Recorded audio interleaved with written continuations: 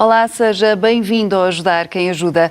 A fibrose quística é uma doença crónica causada por alterações do gene CFTR, que se transmite de pais para filhos. Para nos esclarecer um pouco mais sobre esta patologia e sobre o apoio que estas pessoas necessitam, temos connosco Paulo Sousa Martins, presidente da Associação Nacional de Fibrose Quística. Olá, Paulo. Olá, Sandra. Bem-vindo. O que é exatamente esta doença e como é que, no fundo, as pessoas podem estar atentas a sintomas ou como é que ela se manifesta? Okay. A fibrose quística é uma doença genética rara e hereditária. É causada, como referi, por uma alteração do gene CFTR. Transmite-se de pais para filhos e a criança herda a doença quando tem duas cópias do gene, uma que vem do pai, uma que vem da mãe. Isto significa que tem 25% de probabilidade de ter a doença. Tem 25% de probabilidade de ser portadora do gene do pai, 25% de ser portadora do gene da mãe, ou, no melhor dos cenários, 25% de não ter nenhum dos genes. Atualmente, a fibrose quística é detectada no teste do pezinho. É algo que é relativamente recente, até aí. Normalmente, as pessoas tinham que estar atentas a infecções respiratórias repetidas, a muita tosse e a má nutrição das crianças eram sintomas e indicadores que poderia haver algo a correr mal. Depois de detectados estes sintomas, normalmente um dos testes que ajuda a despistar o facto de a criança ter ou não a patologia era o teste do suor. Hoje em dia, como eu referi, o teste do pezinho já dá a indicação se a pessoa tem a patologia ou não. Ok. E, como estava a dizer, normalmente é detectado logo nos primeiros dias de vida, quando se faz esse teste nos bebés. Mas há situações em que seja também possível detectar com teste genético?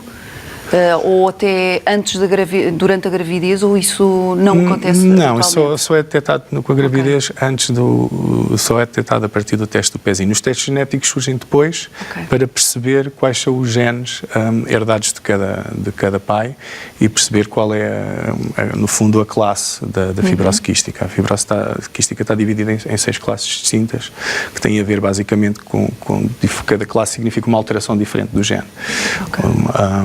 E, portanto, tem mais a ver com isso. O teste genético permite-nos chegar aí a perceber depois outras situações futuras. E há, no entanto, pessoas que têm a doença, outras que são portadoras. Muitas vezes acontece jovens pais que descobrem só que são portadores quando o filho nasce com problemas? Isso é o mais normal. Portanto, as pessoas obviamente não estão... Normalmente não fazem testes genéticos se não houver uma razão, portanto não percebem se os pais têm esta probabilidade de ter um gene do pai e da mãe que compatibilize para a fibrose quística. Portanto, só chegam a essa conclusão depois. Portanto, uma das maneiras de detectar seria, obviamente, as pessoas fazerem testes genéticos antes de terem filhos, o que não é comum de todo. Uma vez feito o diagnóstico, como é que normalmente é feito o procedimento de acompanhamento médico, tratamentos, etc.? Portanto, efetuado o diagnóstico, os pais são encaminhados para um dos centros de referência, portanto, para os centros de referência da sua área. Existem 5 centros de referência de fibrose quística em Portugal, 2 em Lisboa, 1 em Coimbra, 2 no Porto, e, portanto, a partir daí são encaminhados pela equipa multidisciplinar do centro, que lhes começa, portanto, a fazer as consultas habituais e a dar as indicações normais. E existem muitos portugueses com esta patologia? Existem cerca de 400 pacientes com a doença. E estão todos identificados, ou existe, uma vez que há pessoas que só depois de terem o filho é que sabem, poderá haver casos de que não estão diagnosticados, nem têm a noção? Pode acontecer, precisamente, e pode acontecer o facto como os sintomas só se manifestem mais tarde, até porque, como cada caso é um caso, existem situações em que só foi detectado mais tarde na adolescência e mesmo alguns casos mais raros nos 20 anos. Hoje em dia, lá está, com o teste do pezinho, foi uma das grandes vantagens, é detectado imediatamente e, portanto, as pessoas podem começar logo os tratamentos. Aliás, isso é a grande vantagem, é que as crianças podem começar a usufruir logo dos tratamentos e, portanto, atrasar o processo de evolução normal da doença. É fundamental esse diagnóstico precoce? É fundamental. É fundamental para conseguirmos que a doença tenha uma progressão mais lenta. Como eu disse, a cada caso é um caso, há classes um pouco diferentes e por isso muitas vezes algumas pessoas são detectadas mais tarde, mas já numa altura em que pode ser um pouco mais grave e pode ser mais difícil o tratamento e uma recuperação mais rápida. Normalmente, quando é que a associação chega à vida destas pessoas? Precisamente com a questão do teste do pezinho, a associação tem chegado agora muito cedo. Porque os próprios médicos dos centros de referência, um dos pontos que indicam é precisamente para contactarem a associação para podermos fazer também algum acompanhamento e, no fundo, a recepção das pessoas a este novo mundo. É normal que haja um choque inicial quando os pais são confrontados e toda a família com um diagnóstico como o da fibrose quística e, portanto, nós estamos logo na primeira hora para amparar esses casos e explicar como vai ser o ciclo de vida a partir daí e ajudar, porque todas as pessoas têm uma forma diferente de entender a doença e para nós, enquanto associação, é muito importante explicar a todas elas e tranquilizá-las de alguma maneira. O facto de saberem que há outras pessoas que estão a passar pelo mesmo problema pode ajudar nesse processo? Sim, claramente. Sentimos isso porque somos contactados por várias pessoas e nós disponibilizamos algumas pessoas da associação que se disponibilizam precisamente para falar diretamente e ter uma experiência muito direta com as pessoas que receberam o diagnóstico recentemente. Pronto, ou seja, temos pais com mais experiência, digamos assim, na fibrose, pais já de crianças já com 9, 10 anos até adolescentes que se disponibilizaram para falar com pais mais recentes, tranquilizá-los e explicarem o que podem esperar e o que não podem esperar. É claro que cada caso é um caso, mas há um conjunto de coisas que podem ser feitas e uma maneira de abordar as coisas que podem ajudar a que seja mais fácil. Mais fácil, a transição no fundo. Exatamente. Para prevenir a progressão da doença e proporcionar uma maior esperança de vida e uma melhor qualidade de vida, a Associação Nacional de Fibrose Quística tem um serviço de fisioterapia especializado e destinado a pacientes até aos 18 anos. O Ajudar Quem Ajuda foi conhecê-lo e explica agora como funciona. Estima-se que em Portugal existam cerca de 400 pessoas com fibrose quística. Para adiar o desenvolvimento desta patologia e aliviar os sintomas, a Associação Nacional de Fibrose Quística tem um serviço domiciliário de fisioterapia, destinado a pacientes de pediatria. É um serviço que foi pensado porque não havia serviços de fisioterapia em ambulatório para utentes com fibrose quística e sentiu-se a necessidade de avançar nesse sentido. Para que é que serve esta faixa que nós vamos pôr? Quero sentar-se e se calhar põe... Com ele preso, não dá. Pronto. Esta faixa que nós pomos aqui é para ajudar ao melhor funcionamento do diafragma, que é o principal músculo respiratório e que vai ajudar aqui a que os pulmões respirem um bocadinho melhor, ventilem um bocadinho melhor. Estás envergonhado? Aqui vamos abrir um bocadinho a grelha costal, portanto tudo o que sejam exercícios de abertura dos braços, de elevação dos braços, vai facilitar a abertura da grelha costal e facilitar uma melhor ventilação de todo o pulmão e não só da parte de cima. Queres ir abrir a porta? Queres? Pergunta quem é. Quem é? Aqui temos 3 vertentes, temos aqui sessões neste espaço, temos sessões por Skype para meninos que tenham alguma bactéria que não possam interagir com os meninos que vêm cá, ou para pessoas que estejam mais longe e que não consigam deslocar-se às nossas instalações, ou mesmo bebês que nós nos deslocamos à casa deles e realizamos mais ou menos o mesmo tipo de sessões que realizamos aqui, realizamos em casa deles com outro tipo de materiais, com acesso a coisas que as pessoas tenham em casa. O trampolim, tudo o que seja impulsos, saltar na bola, vai ajudar a fazer um descolamento de secreções, de expectoração, vai ajudar a modular aqui alguns volumes pulmonares. E, portanto, eles gostam, e é uma coisa que começamos logo desde pequeninos. Sopra? Porque exercícios de sopro? Porque vai ser uma componente muito importante para todas as outras técnicas que mais tarde vão ser importantes. E vai ajudar a libertar um bocadinho mais a expectoração e a trazê-la cá para cima. Tudo o que seja... inspirações lentas e prolongadas e expirações prolongadas vai ajudar a fazer o pulmão funcionar melhor e soltar a expectoração e deitá-la cá para fora. O que é mais desafiante? É muito bom conseguirmos proporcionar uma maior qualidade de vida a estas crianças e ver que realmente faz diferença, porque faz muita diferença, previne muitas complicações, aumenta realmente a qualidade de vida que estes miúdos têm, conseguem fazer muito mais coisas e aproveitar muito mais uma vida dita normal do que se não tiverem desde cedo esta componente terapêutica. Uau! Salta mais alto. Salta mais alto. Este tipo de atividades são fundamentais para estas crianças. São fundamentais. Como a Inês referiu, a nossa fisioterapeuta, estes pacientes têm secreções brônquicas muito espessas e, portanto, a fisioterapia vai ajudar, são exercícios que ajudam a retirar e a remover essas secreções de alguma maneira. E deve ser complementado com desporto. Portanto, tudo o que é atividade física, relativamente moderada, porque depois podem existir outras questões, mas é fundamental para o dia-a-dia destes pacientes. O nosso serviço de fisioterapia tem outra questão muito importante que eu não percebi se a Inês referiu, que é o facto de podermos também e de ensinarmos aos pais a maneira de fazer em casa, porque isto é uma terapeuta que eles têm que fazer diariamente. O acompanhamento Exato. aqui, em alguns pacientes é semanal, noutros é quinzenal, mas é importante que façam diariamente em casa.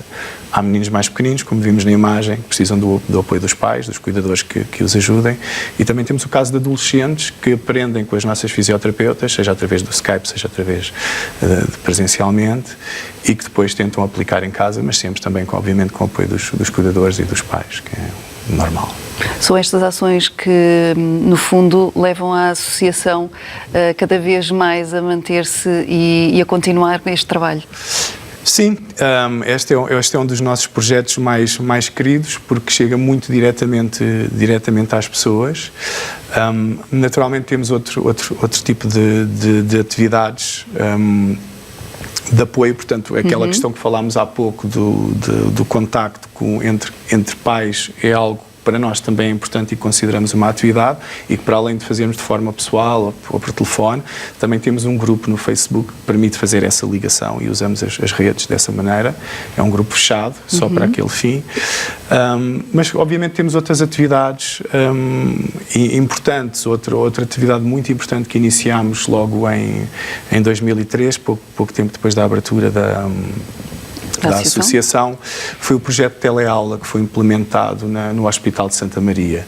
Na altura teve o apoio da PT e do DREL, que permitiram que as crianças de fibrose, e não só, porque há outras patologias que usufruem também do serviço da teleaula, pelo facto de terem internamentos prolongados e frequentes, normalmente estão no mínimo de 2 semanas e pode ser mais, faltam às aulas e, portanto, têm esse acompanhamento das aulas. Portanto, o serviço de teleaula, embora hoje já é menos tele, já é mais presencial, portanto tem umas professoras no local que fazem o acompanhamento com os alunos e com as professoras originais da escola, portanto há esse contacto direto. Há também a interatividade com projetos especiais que elas desenvolvem.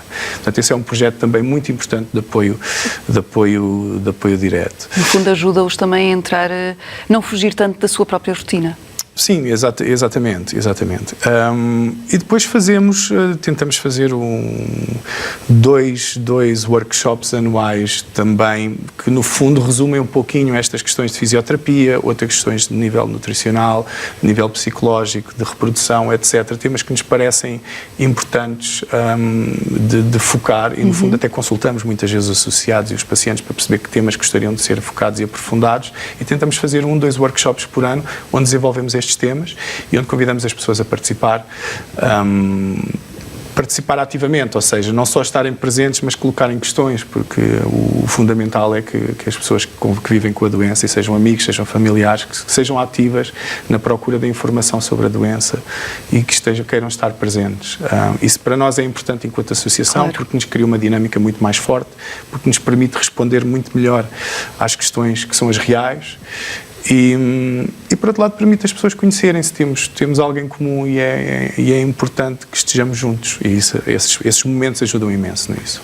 Na associação também existem casos no caso das mulheres que até têm já conhecimento, eventualmente até à procura de um segundo filho, de apoio nessa, mais informação da possibilidade, no fundo das percentagens que falava há pouco, de ter um filho que não tenha esta patologia. Essas questões também surgem? Essas questões surgem bastante, claro. Portanto, a probabilidade existe para qualquer filho. Portanto, e temos casos de famílias que têm 2, 3 filhos com fibrose quística. Portanto, essas estavam sempre na percentagem dos 25%. Normalmente esse apoio é prestado ou por uma consulta específica de genética, que dão as indicações necessárias para o que se deve fazer e os cuidados que se devem ter, ou com o médico que acompanha, portanto, no centro de referência e que dará as indicações. Foi o teste do pezinho a revelar que o pequeno Pedro tinha fibrose quística, uma doença que os pais desconheciam na altura. Atualmente, Pedro é um dos pacientes que faz regularmente fisioterapia domiciliária na Associação Nacional de Fibrose Quística. Susana, quando é que o Pedro foi diagnosticado com fibrose quística? Ao fim do mês de vida, através do teste do pezinho. Foi nessa altura que fomos contactados pelo Hospital Santa Maria. Tivemos que repetir o teste do pezinho na altura e pronto, foi aí. E como é que teve conhecimento deste serviço de fisioterapia ao domicílio? Foi através do Hospital Santa Maria, portanto foi a doutora que segue o Pedro, na pneumologia, que nos indicou que teríamos este apoio para fazer as sessões de cineterapia. E como é que define este serviço? Elas são impecáveis, elas coitadinhas são psicólogas para além de fisioterapeutas, porque no meu caso, por exemplo, eu estou em casa sozinha com o meu filho, é o bocadinho que saio, eu estou aqui um bocadinho com elas e pronto, e tenho muita atenção com ele, não é normal, ele também é um fofinho, mas tem-me ensinado imenso, todos estes exercícios que fazemos aqui eu tento fazer em casa, pronto, não é a mesma coisa, mas... tento ajudar, percebo a lógica de cada um dos exercícios para tentar adaptar às coisas que tenho em casa. É um dia de cada vez e com calma e depois pronto, tudo o resto é perfeitamente normal, portanto não tem... Aliás, quem não sabe que ele tem esta doença, esta ou outra doença qualquer, não diz. Aquilo que me afligiu sempre muito desde o início foi a esperança média de vida destas crianças e isto é muito complicado nós conseguir lidarmos com isso, só que graças a Deus as coisas têm vindo a evoluir e eu espero que quando o Pedro tiver 40 anos que as coisas tenham evoluído ainda mais e portanto que ele se aguente até aos 80, vamos ver. E a associação tem sido aqui um apoio? Sim, mesmo a nível de informação, na internet, na página da associação, qualquer dúvida que eu tenho também falo sempre com a Inês ou com a Sofia e têm sido impecáveis. Sim, a associação é uma grande ajuda e acima de tudo um apoio para quem não conhece, que é o nosso caso, não é? E não sei como é que são os outros pais, mas eu nunca tinha ouvido falar desta doença e é uma forma de nós pesquisarmos na internet sem grandes stresses. Tendo em conta que a doença pode ser controlada, estas crianças e adolescentes, jovens, conseguem ter qualidade de vida? Conseguem, claro que sim. É óbvio que sofrem, têm que ter um plano muito rigoroso e exigente e uma rotina diária. A rotina diária é bastante exigente e eventualmente condicionada, depende da fase e dos tratamentos que estão a fazer nesse momento. Mas a partir do momento em que se consegue entrar na rotina, e lá está mais uma vez, como em todas as rotinas, quanto mais cedo melhor, as coisas são levadas de uma forma mais natural. Mas conseguem, claro que sim. É óbvio que há alguns casos um pouco mais complicados e momentos em que a doença se pode agravar um pouco mais tarde, que pode fazer alguma limitação, mas tende cada vez mais a ser algo temporário que consegue ser ultrapassado, felizmente. Vi também em alguns artigos que já alguma investigação está a ser feita também nesta área e nota que diferença a nível de tratamentos desde que a associação surgiu que motivem também o aumento da esperança de vida destes jovens? Sim, claramente. Os tratamentos que nós temos tido desde o início e que ainda existem são basicamente tratamentos que ajudam a travar um bocadinho e a atrasar o processo de progressão da doença. Hoje em dia têm surgido no mercado, ainda não estão totalmente disponíveis em Portugal, medicamentos que vão à causa e que tratam o próprio defeito do gene. Não é uma cura, mas conseguem tratar e aliviar grande parte dos sintomas. E, portanto, há uma diferença muito grande, não é? Portanto, as condições de vida e a esperança média de vida têm aumentado substancialmente nos últimos anos.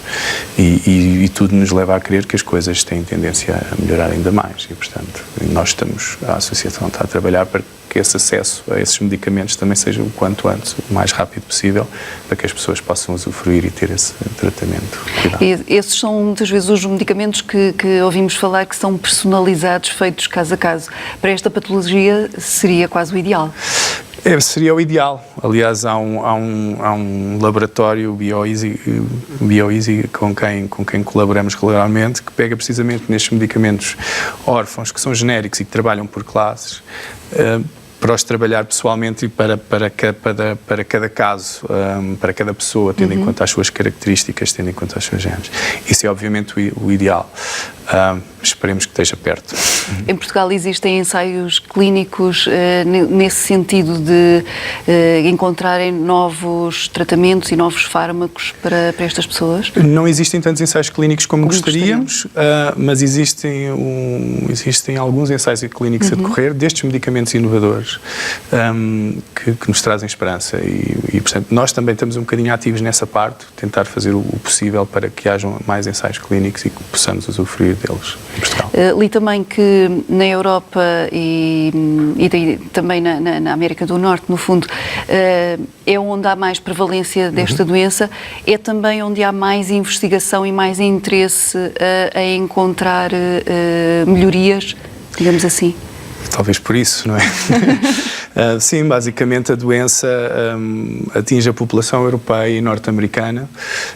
É muito menos comum na Ásia ou em África, embora cada vez exista mais. Mas claramente o facto de estar num conteúdo tão ocidental, perto dos laboratórios, existe obviamente uma facilidade maior em que se procura, julgo eu, a opinião pessoal, em que se procura uma solução ou medicamentos que ajudem a tornar a doença menos sofrível, no fundo. Sofrível. Acredita que no futuro, se calhar não num futuro próximo, mas a longo prazo que se encontre a cura ou pelo menos um tratamento que torne esta doença uma doença crónica, digamos assim? Eu acho que já podemos falar nisso, no facto de se tornar uma doença crónica. Não sei se a cura alguma vez surgirá ou não. Para nós, enquanto associação, eu acho que o mais importante é que hajam medicamentos que tratem de colocar as pessoas com vidas normais, vidas produtivas, vidas ativas e que consigam ter uma vida com qualquer outra pessoa. Eu julgo que a tendência, eu quase que diria que é uma doença crónica, claro. E, portanto, julgo que a tendência será essa. Eu acho que é suficiente para já. Se surgir uma cura, que eu espero que sim, claro, perfeito. Quais são os projetos futuros da associação? Os nossos projetos futuros são vários, dentro daquilo que são as nossas atividades, ou seja, portanto, a continuação do desenvolvimento de workshops com a lógica que falei há pouco. Temos um projeto muito imediato antes de ir aí, temos os projetos normais para a angariação de fundos que nos permitem fazer projetos como o projeto de fisioterapia ou intervir em alguns casos muito específicos que possam surgir hospitalares ou nos centros de referência de apoio financeiro e, portanto, tentamos ao máximo fazer eventos de angariação de fundos, participar em ensaios solidários e criar movida um bocadinho nesse sentido. Por outro lado, continuar com a questão de dar a conhecer a doença. A doença atinge poucas pessoas e por isso também é muito pouco conhecida. A maior parte das pessoas não a conhece e, como aquela mãe referiu, só quando são confrontadas com o diagnóstico é que as pessoas são levadas a conhecer a doença. E, portanto, nós temos muito esse trabalho importante de dar a conhecer e perceber o que é a doença. E, nesse sentido, produzimos há cerca de 1 ano e meio um espetáculo solidário que teve a participação da orquestra e do coro médico da Universidade de Lisboa, que retratava precisamente a vida de uma pessoa, o dia-a-dia de uma pessoa com fibrose quística e daquilo que implica para a sua família, para os seus amigos. Foi dividido em 2 partes, uma primeira parte que incidia mais com a parte do diagnóstico e do conhecimento da doença e uma segunda parte em que a personagem já era adolescente e o que é que isso implicava no seu dia-a-dia. E isso foi muito importante, teve um impacto muito grande e explicou muito diretamente, foi um trabalho muito bem feito, que explicou muito diretamente às pessoas o que é que significa a fibrose quística para quem vive. Para a comunidade de fibrose quística foi muito importante. A boa notícia é que o espetáculo foi filmado e vai ficar disponível em DVD muito em breve. Já temos algumas imagens disponíveis no nosso site e no nosso Facebook, convido a visitar e a contactarem-nos para receberem o DVD e perceberem um pouco mais o que é a fibrose quística. O espetáculo chamou-se Clara, o DVD vai se chamar Clara, que é o nome da paciente. Obrigada, Paulo, por ter vindo ao Ajudar Quem Ajuda. Muito obrigado. Na próxima semana voltamos com mais uma associação e todo o trabalho que eles fazem com o apoio que dão a pessoas com doença ou deficiência. Até lá, fique bem, fique com o S+.